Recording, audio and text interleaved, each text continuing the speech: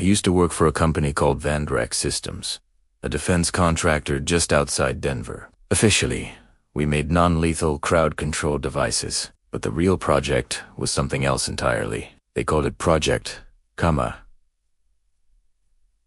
Psychological Compliance System. The idea was simple: broadcast a low-frequency pulse to make targets docile and compliant. But the early tests were a disaster. Animals had seizures.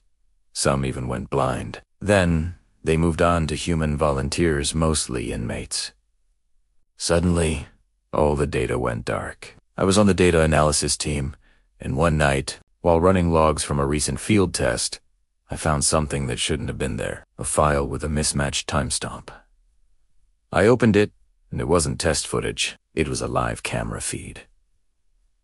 It showed a quiet, suburban neighborhood. Kids were playing in their front yards. People were watering their lawns. The caption read, "Field deployment number 02. Civilian beta." My blood ran cold. I immediately checked the internal map coordinates. They pointed to a small town called Blackridge, Colorado. A few months passed, and I drove out to Black. The town looked perfect, almost like a movie set, but something was deeply wrong.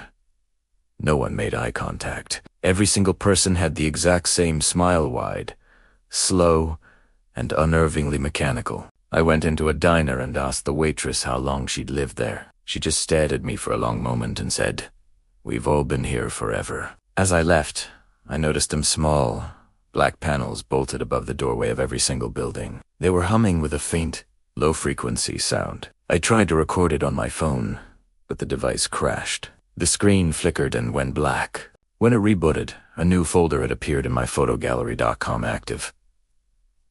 Inside were pictures of me, taken that day. From angles I couldn't possibly have taken myself. I didn't waste another second.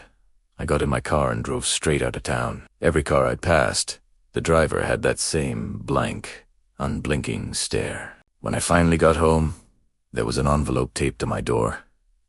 No return address. Inside was a single sheet of Vandrick's letterhead with one typed sentence. "Blackridge is not a test. Site hits. A success story." The next day, Blackridge had vanished from Google Maps.